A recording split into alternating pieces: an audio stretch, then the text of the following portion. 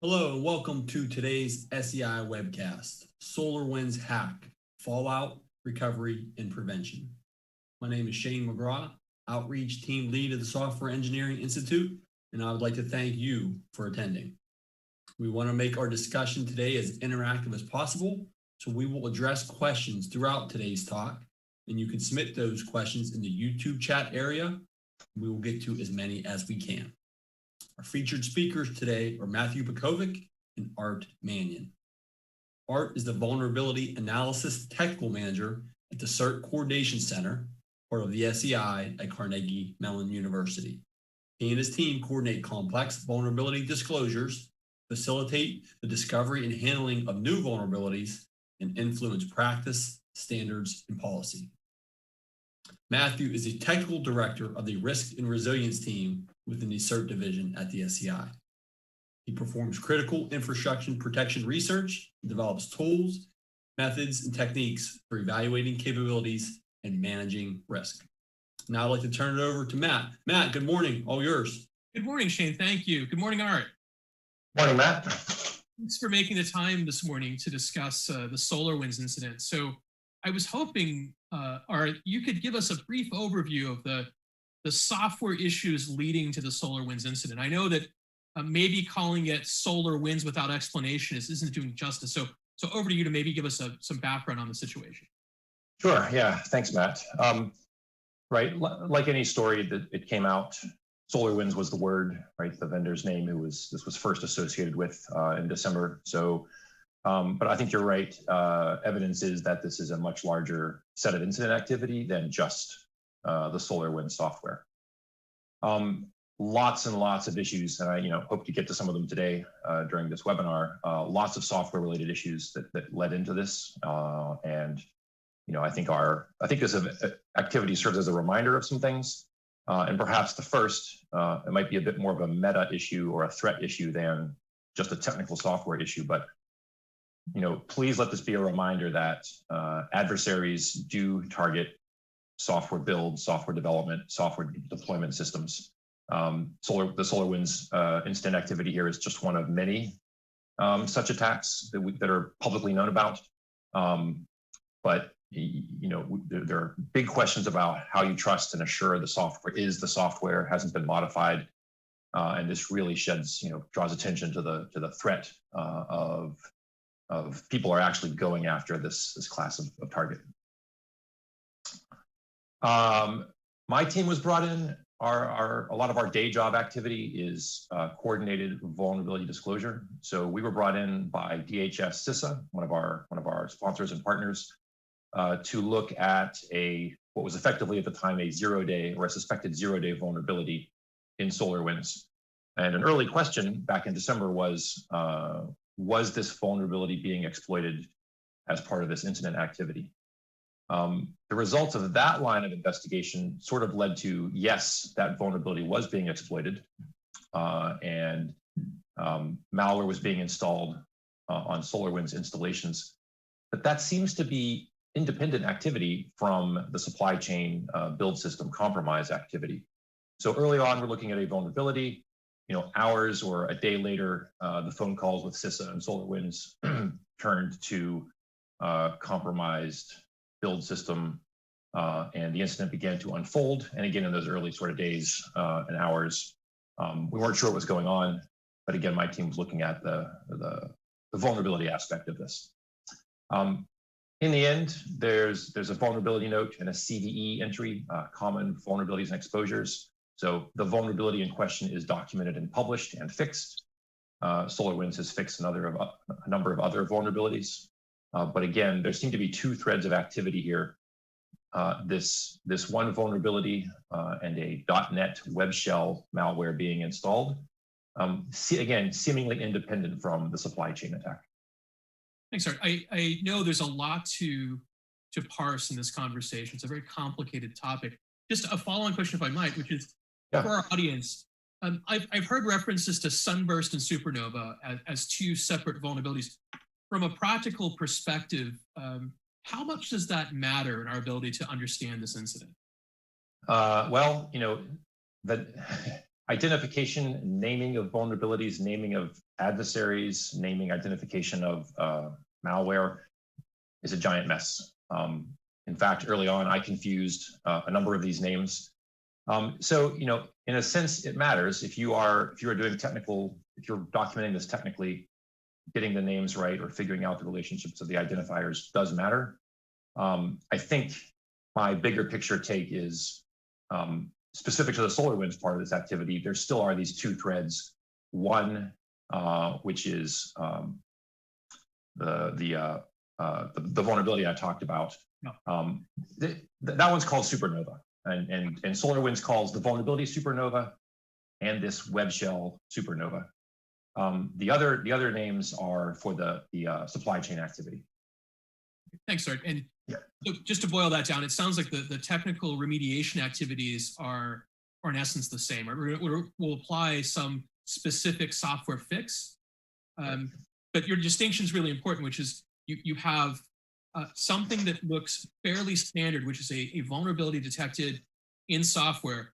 The more interesting story is perhaps how that vulnerability was introduced into the software supply chain. So I was hoping, Art, that this morning you could explain to the audience how this situation with SolarWinds is different than sort of the standard or typical software vulnerability discovery and exploit lifecycle.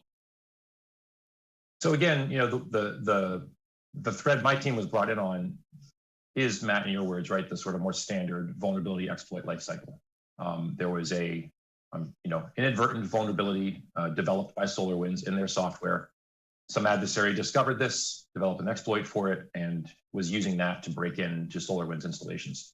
But again, seemingly independent activity, so perhaps a different adversary, compromised SolarWinds themselves, their infrastructure, their dev infrastructure, put in very elaborate malware that very, very surgically and carefully modified SolarWinds software build processes to put a Trojan horse or compromise SolarWinds updates. So the bigger the build process compromise activity is much different than, okay, attacker found a vulnerability, attacker exploits it, that gets noticed, vendor patches, we go on to the next one of 20,000 or more per year public vulnerabilities. The supply chain stuff was much more insidious, very surgical. The SolarWinds timeline is 9 months or longer of adversary time on target with compromised updates and compromised software. So again, that build system compromise is a much bigger story, much more elaborate activity than a relatively straightforward attacker finds 0 day, attacker exploits 0 day, vendor notices 0 day, vendor fixes it, everybody patches, and repeat that cycle. Yeah, thanks. I took a note. You were describing in sort of the introduction to the incident that the adversary or adversaries will target the development pipeline. They will specifically look to exploit this life cycle. And I think that's really a key point here, which is this is pernicious. This wasn't a misunderstood technical flaw that then found an exploit developer. This was the specific targeting and insertion in the software supply chain that allowed for exploitation.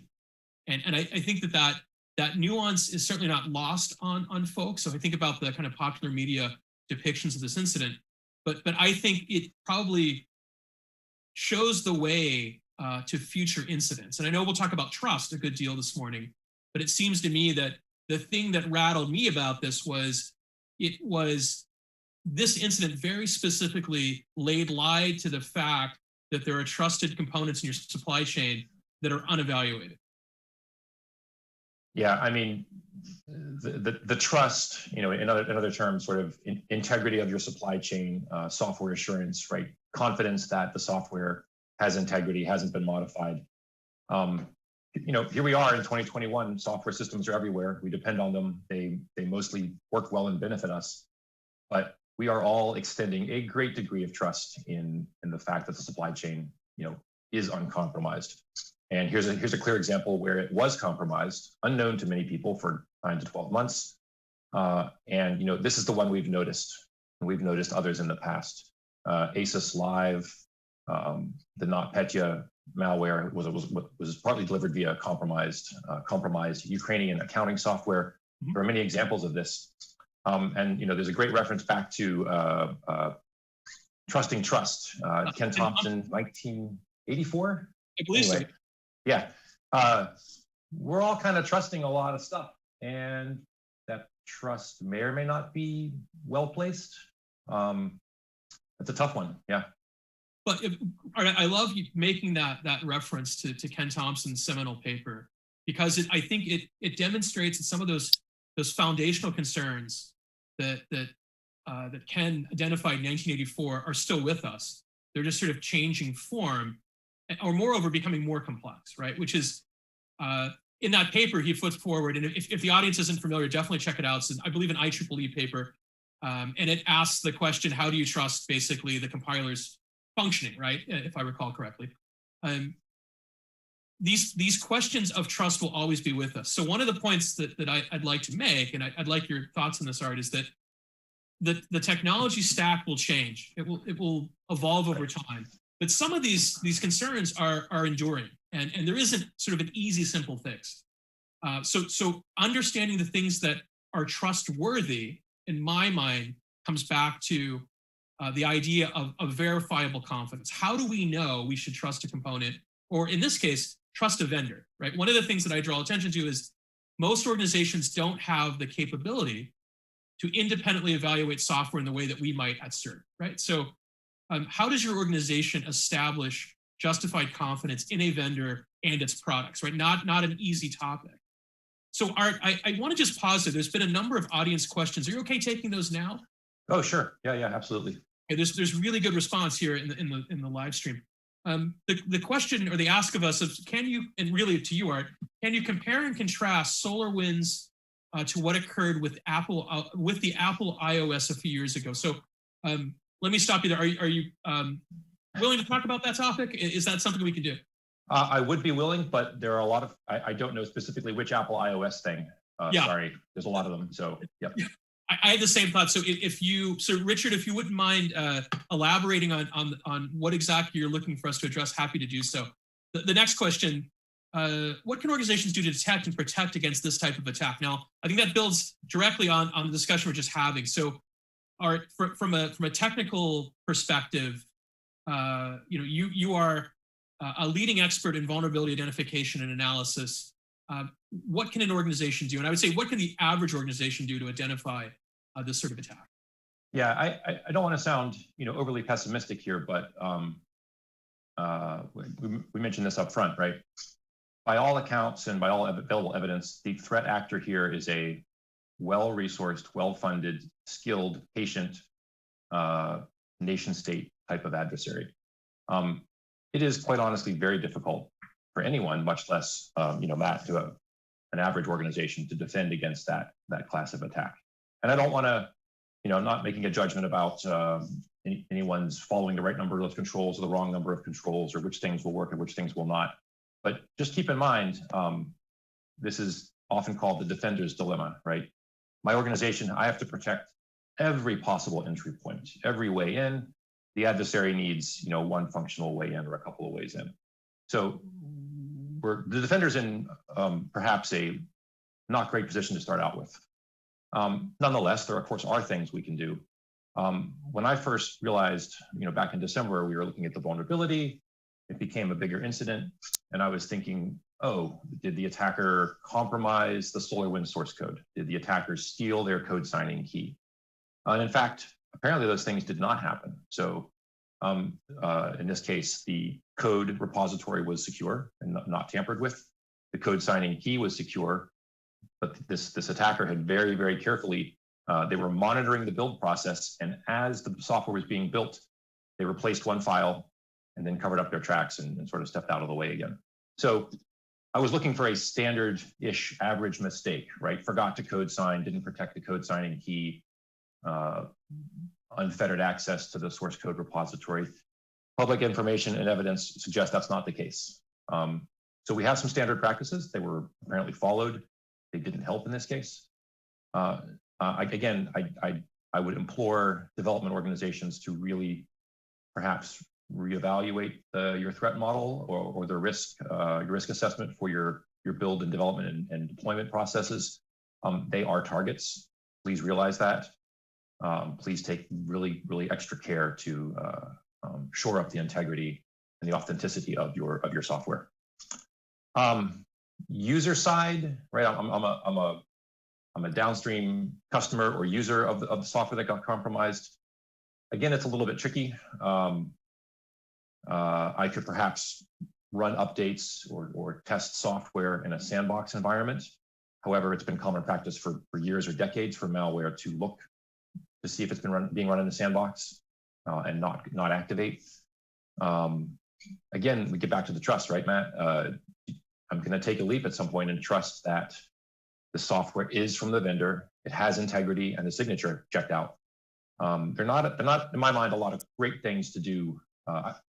Nothing leaps out to me as a clear miss, as a clear step someone should have taken to just block this class of attack. We have a really highly skilled adversary here. Yeah, so Art, I'd love to build on that if I may. Please. So I would also put the plug-in for operational resilience. So you're not going to be able to effectively defend against all of these attacks. That's reality. It doesn't mean you shouldn't try. It doesn't mean we shouldn't make it more expensive for the adversary and run them out of money and energy. However, disruptive things are going to happen in your organization. So I want to get back into the technical details of SolarWinds, but I'd like to offer this to the audience. Knowing that you will have some disruptive event in your organization, all the more reason to pre-position incident response resources and the tools needed to find those indicators of compromise and then recover. So if you think about having an obligation to both protect and sustain, you've got to strike a balance, right? Your protection is going to fail at some point, and you're going to invoke those other capabilities. Determining what those are at the time of need is a really bad idea, right? You need to know what those are, the quantity and quality of your response capabilities, and then test those in advance of something like the next SolarWinds. So Art, you said something that I thought was really interesting, which is SolarWinds also defeated some of the very safeguards we thought, right, were most important to thwarting this action. Software signing is a great example, which is at some level you have to put trust in your vendor. Again, it's not a binary. It's not trust or not trust, but I would suggest we need some sliding scale based on evidence about the trustworthiness about our partners and our software. So I'll let you reflect on that, Art. And there's many questions. We're tracking lots of questions. I might just press on with those if you have any capping thoughts for my comments about sort of the mix of capabilities in an organization. No, if you don't mind, Matt, I do see one. I noticed one here from the audience. I wouldn't mind taking a crack at. Of course. I believe the person is asking, would earlier detection of the compromise have helped? I believe that's the nature of the question here. And of course, yes. Again, we have a pretty stealthy, pretty skilled attacker here. Of course, there are techniques to look for beaconing command and control channels. So, SolarWinds was compromised. There was malware on their infrastructure. Could SolarWinds have detected that sooner? Maybe, arguably, it's very hard to make that judgment, not being there in person or having inside access to that. So possibly, I'm not an IDS detection person. I'm not strong enough in that area to really make a judgment there. And one quick thing, Matt, to go back technically. I read a bit about the Visual Studio sort of build environment, which is right. SolarWinds software is Windows Enterprise software. It's .NET. There is a sort of a reproducible build integrity mechanism that a program database file, a PDB file, is produced when Visual Studio builds software. That file contains a cryptographic hash of the source code files it used to compile the software. So presumably, checking those hashes may have indicated that what we have in our source repository and what was used during the build were different hashes and therefore different files. That's a pretty detailed technique that may have shed light on this incident activity earlier. It's my layperson's understanding that if the attacker has control over that build infrastructure, they could perhaps just lie and modify this PDB file as well and defeat that technique also. But depending on your build environment, there may be cryptographic signing mechanisms double, triple checking mechanisms to sort of stop this sort of attack. I don't know what those exactly are. Development is not my day job, and that'll be environment dependent. But again, with the appeal for developers to be very, very, very sure about your build process, all of the extra integrity checking you can turn on, now's a good time to consider that. Excellent suggestion, Art. And I just want to make sure we're setting the right tone, which is I don't think you and I are advocating that you should omit or somehow diminish the importance of any specific controls, but rather I think we're pointing out the limitations of some controls. In that spirit, there's a question from the audience I'd like to explore, which is, the question is, should this be or could this be a turning point for zero trust, right? The zero trust approach. I think it's a really interesting question. Art, would you like to take a shot first at that? I've got some thoughts as well. Sure, I'll take a partial shot, and this may be a bit of a side angle on this. Recently, I think it was just last week, SolarWinds published a blog post, sort of getting into how they think they were initially compromised, and they talk about a user account compromise. And on the other end of this activity, what happens if I download compromised SolarWinds software and I get that malware and it beacons out and I'm selected? I'm one of the lucky 18,000 customers infected. I'm one of the lucky winners who gets additional attacker interest. That activity is also often authentication, authorization, identity, Windows Active Directory, hybrid Active Directory, Azure Cloud Active Directory. So I think the question really is SAML and identity and zero trust going to help here? It could. I'm familiar with sort of the BeyondCorp and the zero trust ideas. That model seems to be decent for a lot of reasons. Google is partly living proof that it can work. But even then, the identity databases, the authentication databases, that's where attackers are going. Right. So you still have centralized risk, and if somebody gets into that centralized identity database, which is where attackers go once they get on your network, and how they maybe got into SolarWinds in the first place, ultimately you still have to defend at some point. So I love the zero trust ideas. I think they're technically interesting and probably useful. They're also not a silver bullet. I would agree, Art. That is my opinion as well, which is I think it's certainly, as a set of concepts, I think it's a really good idea, or a set of ideas, right? We should be pursuing solutions exactly like this. Will this hasten the adoption of zero trust? It may. Will it fundamentally fix the issues that led to the SolarWinds compromise? No, that doesn't mean it's not a good idea. I'd also add that there's a question here about the potential for a malicious insider being at the heart of this. So we certainly know there was an adversary that was well-resourced and patient and well-organized. Again, because we haven't said there's a malicious insider doesn't mean an attack like this can't come from an insider source. I don't think in this case it was, based on what we know. Also, I think coupled to this question is an idea about fourth party, right? So there's some suggestion, Art, I'm not sure how much you've had an opportunity to research this, is that SolarWinds may have been drawing on other software development resources external to the organization. So as we call the fourth party, the question then becomes what visibility did SolarWinds have to that portion of their supply chain, and by proxy then an extension of your sources of risk. So again, I don't think there's any easy answers here. Something I want to draw attention to, and use the phrase silver bullet. I think most of us came to this profession or through this profession as technologists. So we have great faith in the next technological leap is going to correct something or make it better, which is true.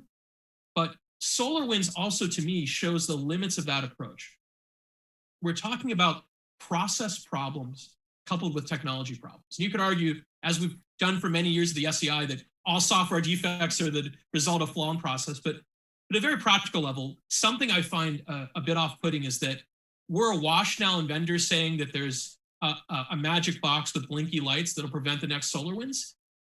Be smart consumers of these things, right? There is no magic fix for this, but rather a set of interlocking technical and process changes that can help prevent this. But if someone says their appliance will prevent SolarWinds, they're lying to you.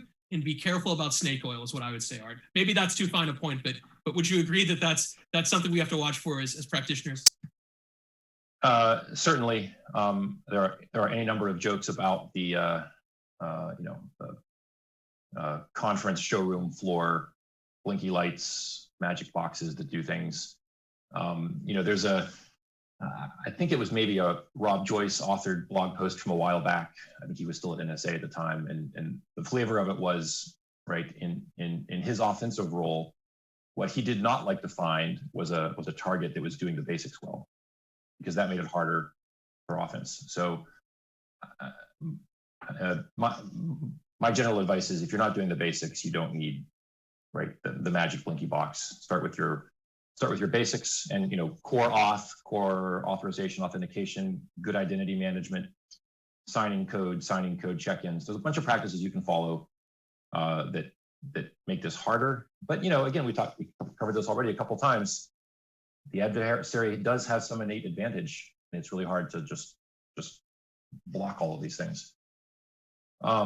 It's an asymmetric problem, right? I mean, we'll have this kind of asymmetric warfare perpetually.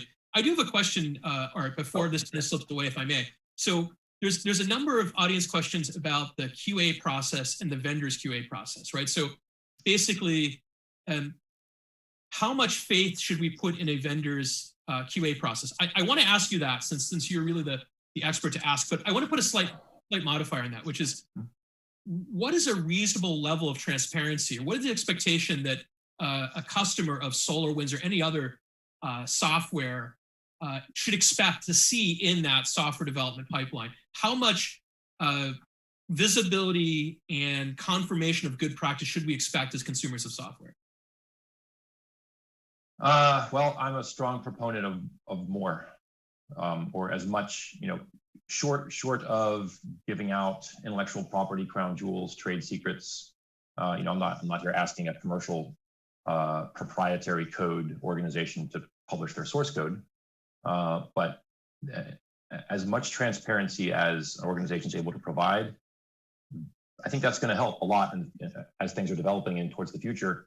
As customers and users become more aware of these class of problems, this is a trust but verify. It's the verify part, and I can't verify it without some transparency from my software developer, from my provider, from my supplier organization. So, right, a document describing, Matt, to your point, processes, right? We follow these processes when we build code, and you don't give us your secret code signing key, but say that you have a key, that you treat the key carefully, that it's on a separate independent system, access is controlled, just describe some of that stuff.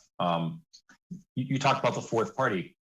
In this case, the detection, sort of on paper detection is easy. If I have SolarWinds and I updated in the last 9 months, I probably got compromised.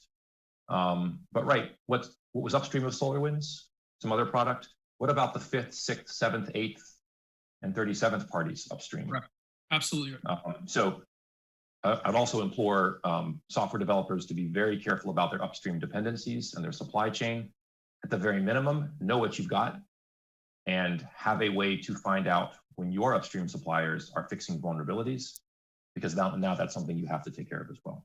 Yeah, thanks, Art. So I'd like to expand on something you mentioned, which is having this multitude of additional parties. So I'm going to step back from the technical and approach it from a supply chain risk management perspective for just a minute here. So you're going to need to build trust in these third parties at arm's length. That's the nature of having a third party, right?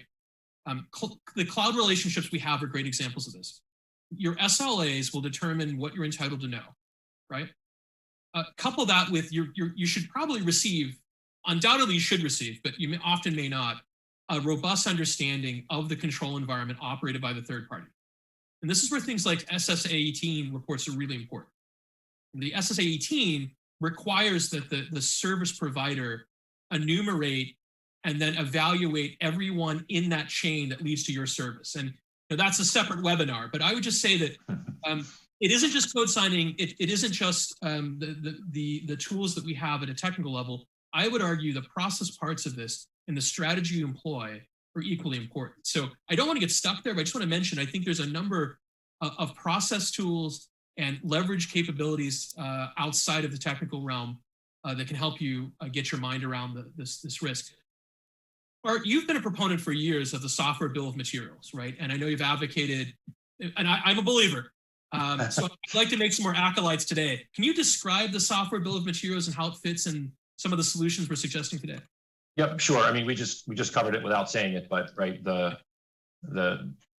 parties beyond yourself, second through nth upstream, right? Upstream dependency. Oftentimes this takes a flavor of some proprietary or commercial software vendor or provider incorporates an open source library from upstream. You often has a discussion about incorporating open source software in proprietary software. That's not the only form this takes, but that's pretty common. What we're really getting at is it's very hard to defend your software if you don't know what software is in your software. And it sounds dumb when I say it, I think sometimes, but it's that simple. And 2021, super complicated software, deep supply chains, complicated supply chains. People ask my team, hey, who all is affected by the vulnerability in that library? We take a best educated guess with 20 plus years of multiple people's experience and keeping notes from the last time we handled a case. That is not a scalable, good data-driven solution to knowing what software is in our software systems. So SBOM is very basically, the BOM is bill of materials, right? Entire physical industries only work because bills of materials are part of the process by which you put a component in an automobile, for instance. We are advocating that a software version of that is sort of the least cost avoider way, right? A vendor builds software, their development tools can only build the software if they know what's in the software. A byproduct of build and development is what you just put in there, start making that transparently available to your downstream, your user, your customer. And then, if it's turtles all the way down and a big network effect, if every vendor does this, every supplier does this, and we reach the critical mass, all of this transparency starts to be visible. And at any point in that giant supply chain mess, someone can look and say, oh, I use this software, which uses this software, which uses an OpenSSL version vulnerable to Heartbleed from back in 2014. And that knowledge today is lacking. We are doing guesswork. We're doing binary software composition analysis and source analysis, which works to some degree, but it's a expensive after the fact investigation. SBOM, tell us up front what's in the software. Or, I'm a believer, and to me, right, to draw a strong analogy with the physical world, a product recall, right? How do you know that the specific item contains melamine? Well, without a list of materials that go into the product, you can't do that. So, right. And I think that's an example where it's customer driven, isn't it? So if the customer were demanding this, as you said, if there's critical mass to require vendors to do this, it put us in a better place. Again, it wouldn't have prevented SolarWinds, right. But if it a stronger software bill of materials, it may have helped to unwind the SolarWinds situation quicker. Is that fair? No, that's great. And actually, thank you, Matt. Good point. I got excited about SBOM and forgot to mention, I by no means want to indicate that SBOM would have prevented or stopped this SolarWinds attack. Yes, it may have helped. Better supply chain hygiene may have assisted in some way. But in this case, right, I know I had SolarWinds software. I didn't need SBOM transparency to tell me five hops away was SolarWinds. I have SolarWinds on my computer. I know that it's there.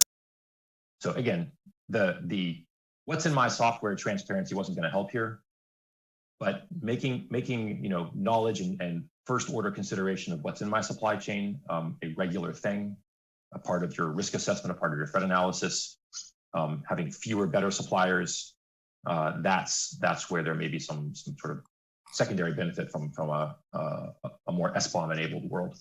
Yeah, absolutely. I think that the transparency of SBOM allows us to make better risk-informed decisions, right? And that's what we can hope for. That's the best case scenario. There's a question here about incident response. Yep.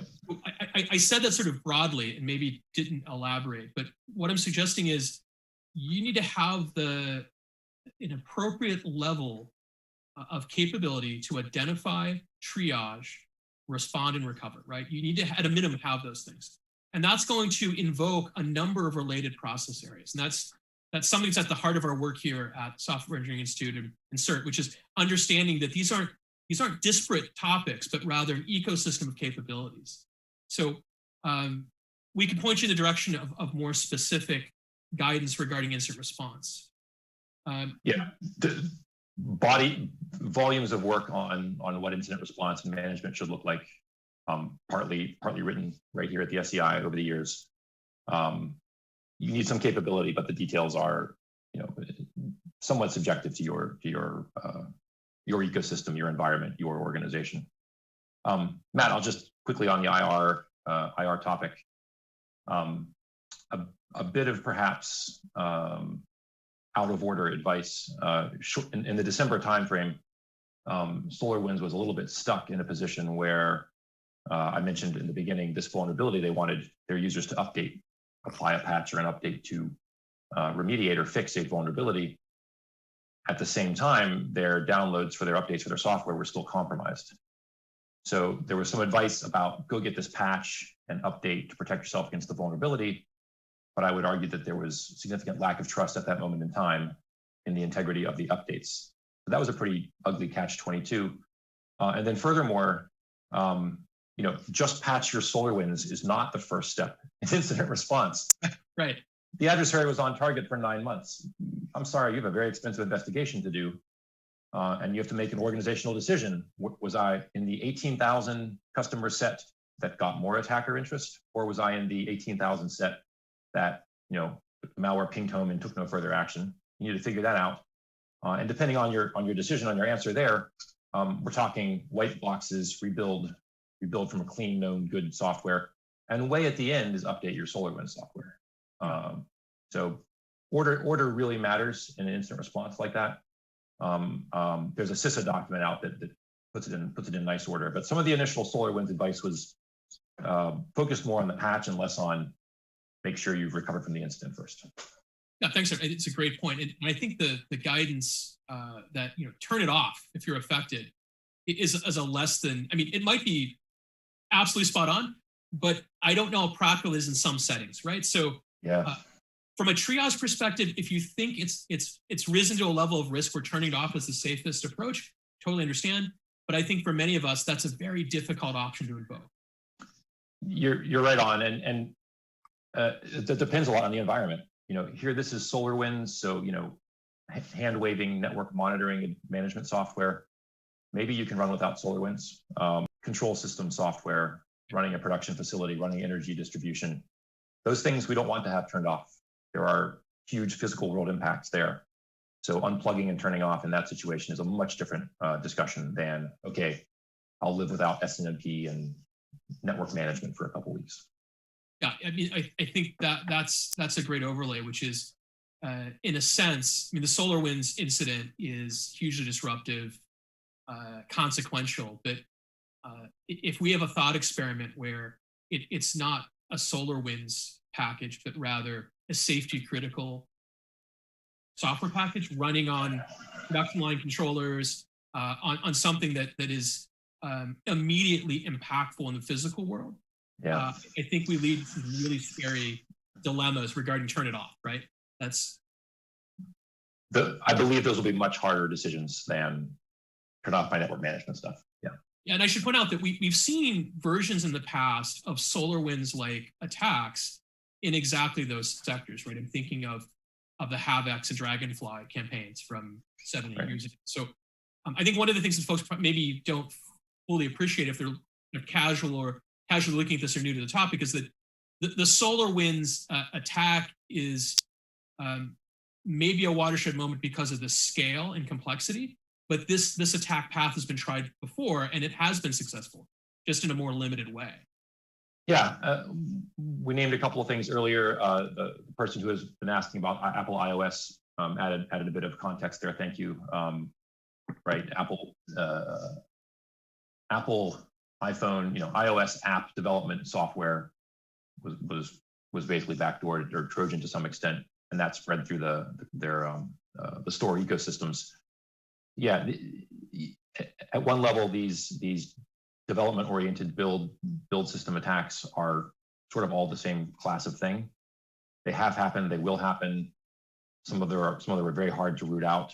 If you have to go recompile every app that was built with a compromised module, there's some funny, well, I can say funny because it didn't affect me, but in the modern super fast JavaScript-based web development world, there's the left pad incident with Node.js. In that case, there wasn't malicious activity. It's just that the software went away, downstream breaking a whole bunch of websites. And that wasn't an insidious compromise. That was simply a denial of service, more or less. So again, please leave this webinar remembering that development build system attacks are a huge thing, and consider that very highly in your threat models. And Matt, really quickly, there were a couple of you mentioned insider threat earlier.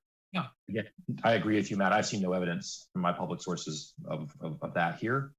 But right, if I put myself in put my attacker hat on, and I'm a well-funded, state organized, sponsored adversary, and if I'm going to spend, I don't know, I'm going to pick a random number, $1 million on this attack.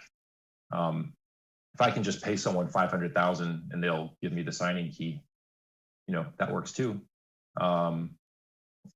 So an insider, of course, is an avenue here. The SCI has got a big body of work on insider threat, not my area.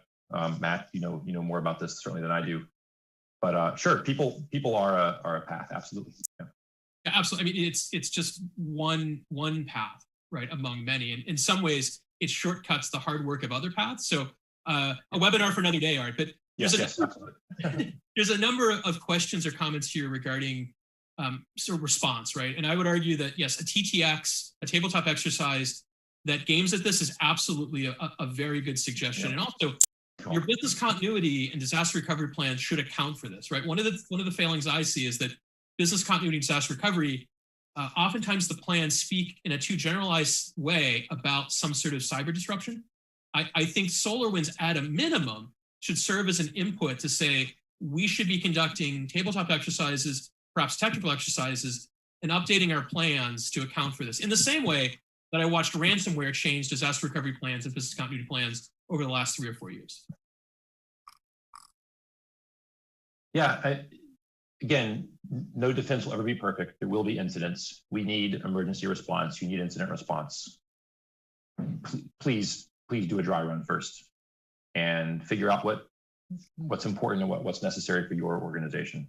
It's not entirely one size fits all, but this is the modern world we live in. You're going to need to respond to attacks.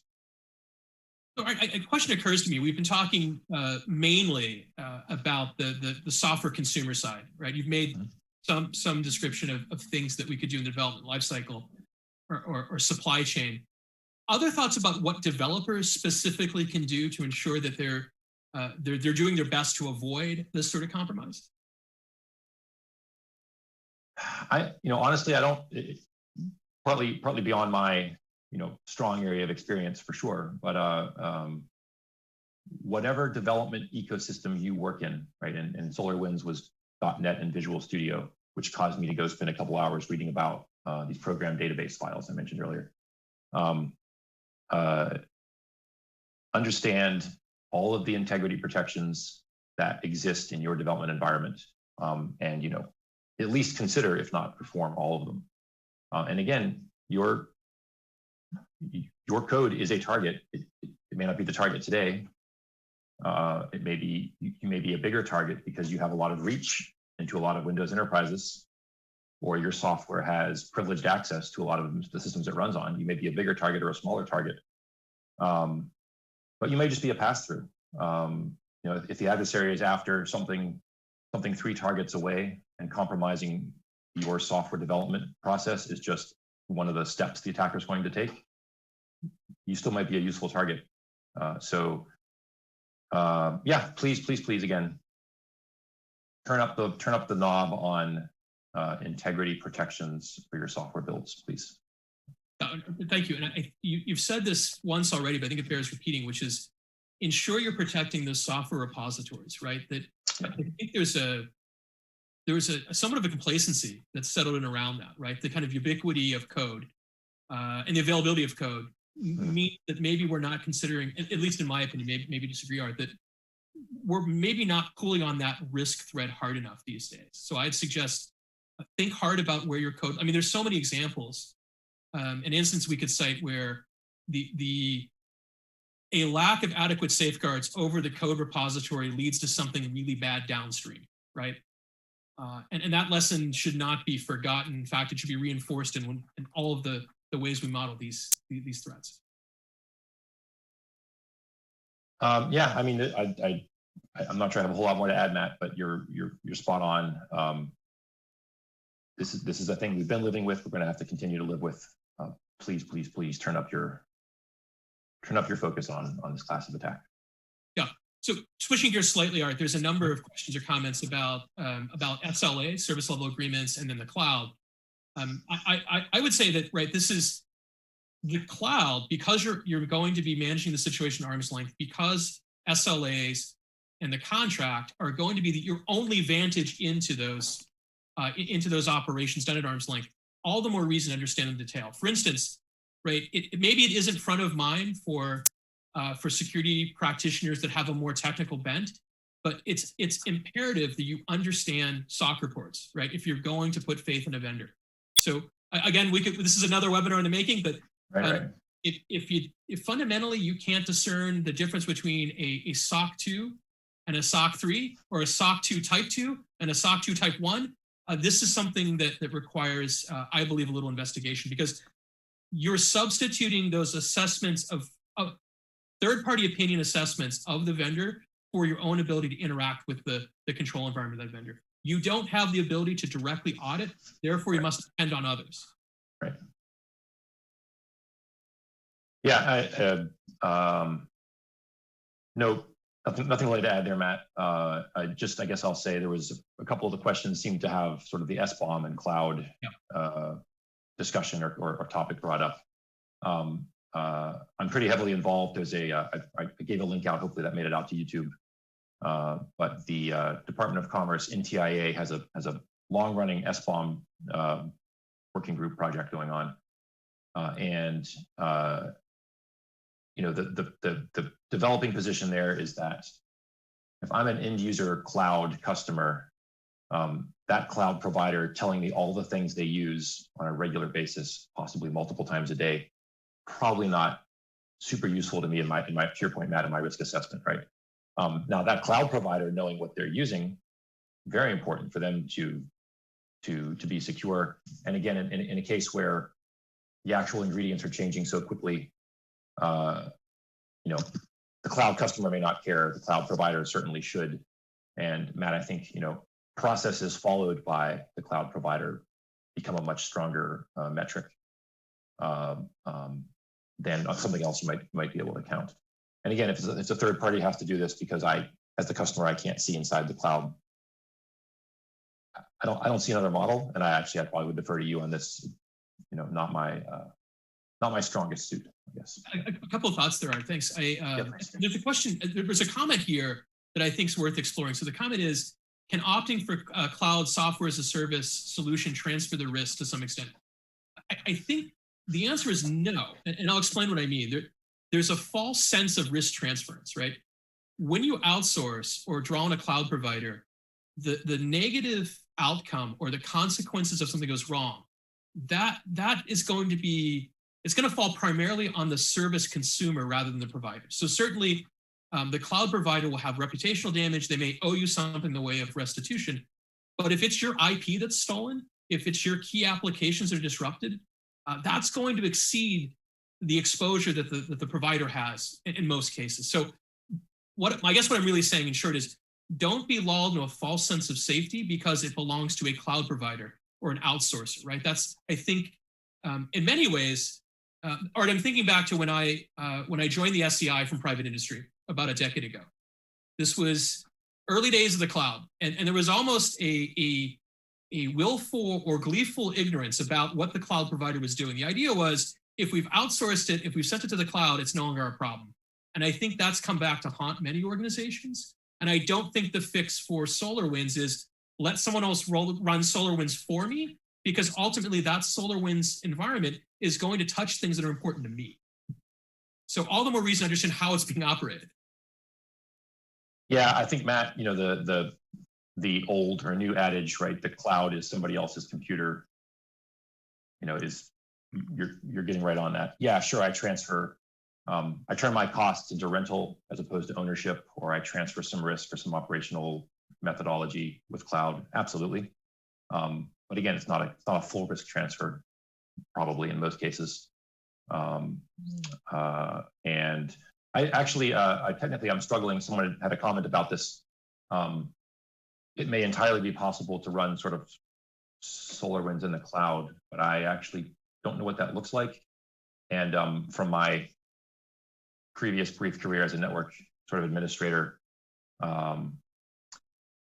allowing a third party via the cloud to touch all my stuff sounds like a no. I don't think I would take that position going in. Maybe these days that's super effective, very productive, cost-saving network management. But even a dumb home device, right, where I get a home router and it says create an account on our cloud service with your phone, and that's how you manage the device. Oh, that gives me the risk heebie-jeebies is the technical term, Matt. Yeah. Yes, there's a scale for that, right? The risk heebie-jeebies. Okay. Yeah, so I agree, Art, which is remember there's always a trade-off to be had. So if you're going to centralize administration of devices, you're then concentrating risk in a way. And again, this is not Art and Matt telling you not to do these things, but rather, I would say, Art, if I may speak for us, imploring you to think about the risk implications of those decisions, including SolarWinds as the central example today. Yeah, please. Sorry, I got that. Thank you for reminding me. My assumption here, and I could easily understand this conceptually, right? Having SolarWinds, having enterprise network management software, enterprise backup, enterprise antivirus, anti-malware, right? My assumption here is that the cost of operating that stuff and the risks that come with it are outweighed by the benefits, right? In sense, we wouldn't be running them otherwise. But keep in mind, Matt, you nailed it, right? Centralizing risk. I've got enterprise agents running with full privileges on my Windows clients. I've got a centralized database. I have domain trust going on. I have domain admin credentials, accessing all my boxes to do antivirus, to do backup, to do network management. There's a lot of exposure with those systems technically, and a lot of centralized risk. So it's not my place to assess for a certain organization, do the benefits outweigh the risks of installing this class of software. Back in December, we were investigating this vulnerability. A colleague and I were downloading SolarWinds installers and running virtual machines and trying to figure out what was going on. The SolarWinds installers are gigabytes, 45,000 files, 15 gig of installed files. And with no further knowledge of what the software is, SolarWinds or someone else's, that is automatically exposure just on a statistical level, right? That much software, it's got to have bugs in it. It's got to have security exposure. Domain admin access, things running the system on all your boxes. Might be worth it. A lot of risk bundled in there.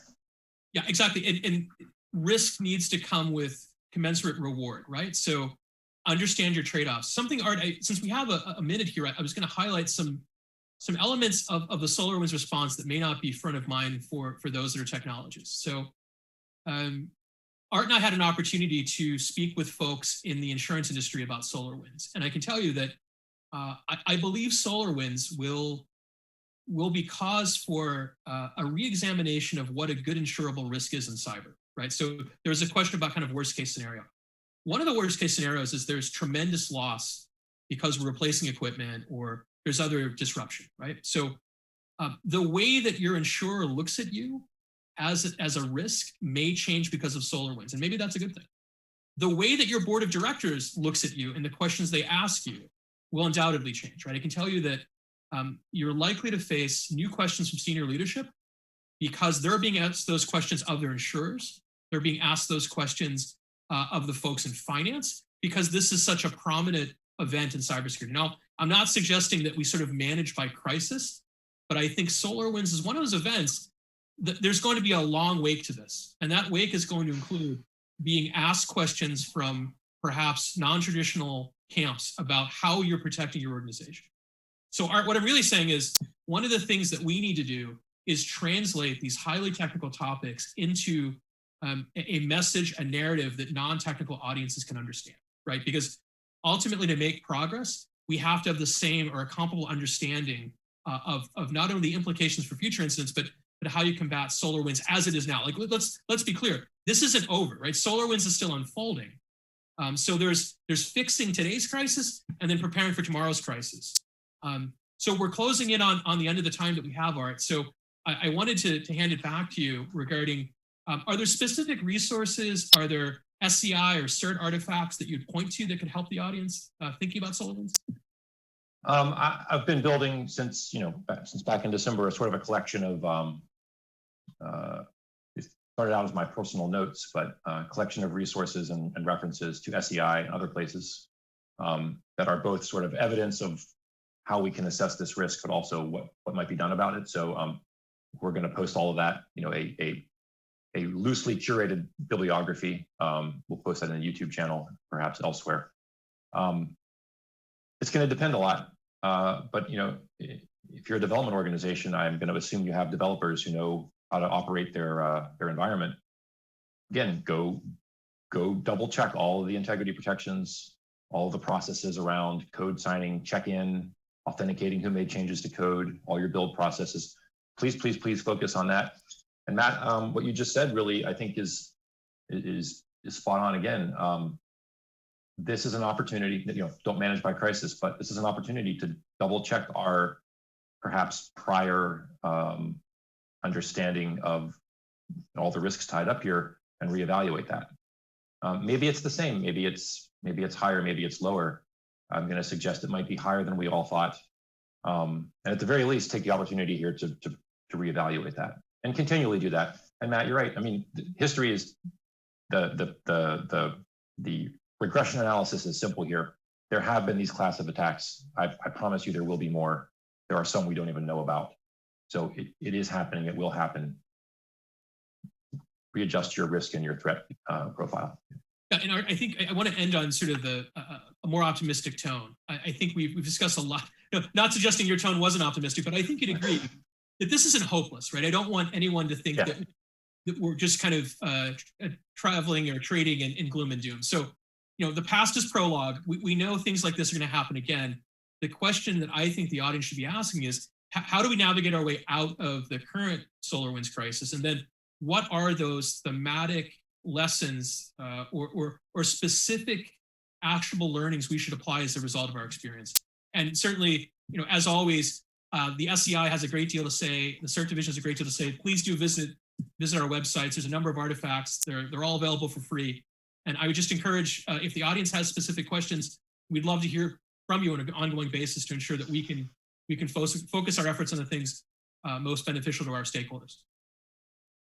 Yeah, thank you, Matt, for turning it up there at the end. I live in the all software is insecure, we're all in trouble world. So thank you for the glass half full version. Thanks. Yeah. Well, seldom am I accused of being an optimist. So I guess it really says something about us working combination. So.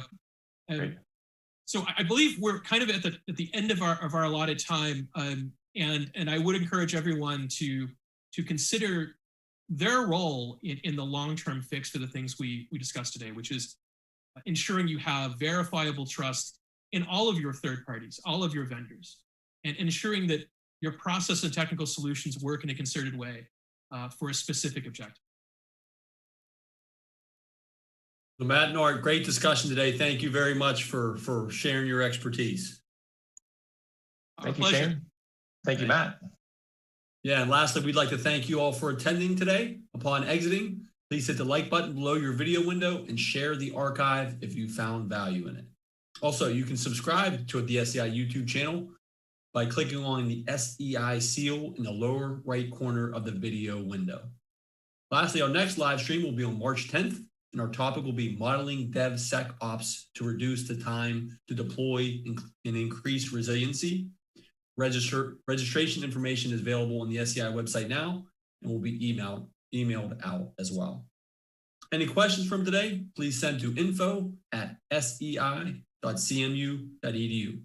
Thank you for your time, everyone. Have a great day. Thank you.